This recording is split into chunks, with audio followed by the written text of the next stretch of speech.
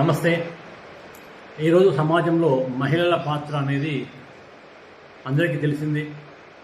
మహిళ లేనిదే ప్రపంచం లేదు. అన్ని రంగాల్లో మహిళలు ముందున్నారు. ఈరోజు ఇంటి పని చేస్తూ, బయటి పని చేస్తూ, ఆఫీస్ పని చేస్తూ, ఉద్యోగ బాధ్యతలు చేస్తూ మహిళలు అనేవారు అన్ని రంగాల్లో ముందున్నారు. అయినప్పటికీ వారి సమస్యలు అంటూ వారికి ప్రత్యేకంగా కొన్ని సమస్యలు ఉన్నాయి. మహిళలకి ముఖ్యంగా మహిళా ఉద్యోగులందరికీ కూడా నెలసరి సమయంలో 2 రోజులు సెలవు కావాలని వారు ఎప్పటి నుంచో కోరుతున్నారు. వారు సుప్రీంకోర్టును కూడా ఆశించడం జరిగింది. సో ఈరోజు సుప్రీంకోర్టు దాని గురించి జడ్జిమెంట్ ఇవ్వడం జరిగింది. సో సుప్రీంకోర్టులో రిట్ పిటిషన్ వేశారు మహిళా ఉద్యోగులందరికీ నెలసరి సమయంలో 2 రోజులు సెలవు ఇవ్వాలని. సో సుప్రీంకోర్టు ఈరోజు దాన్ని కొట్టివేయడం జరిగింది.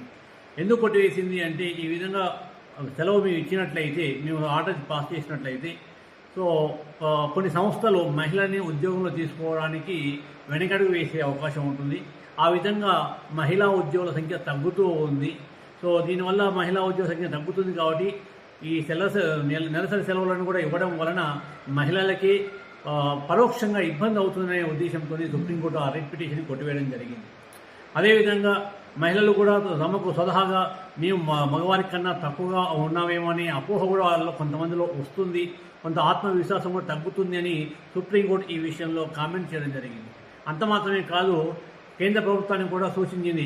దీని విషయంలో మీరు కూడా మరొకసారి పరిశీలించనని సుప్రీంకోర్టు కేంద్ర ప్రభుత్వానికి కూడా ఒక సూచన చేస్తూ రిట్ పిటిషన్ కొట్టివేయడం జరిగింది. మరి మహిళా ఉద్యోగులు మీరేమనుకుంటున్నారో దీని కింద కామెంట్ రూపంలో మీరు చెప్పండి.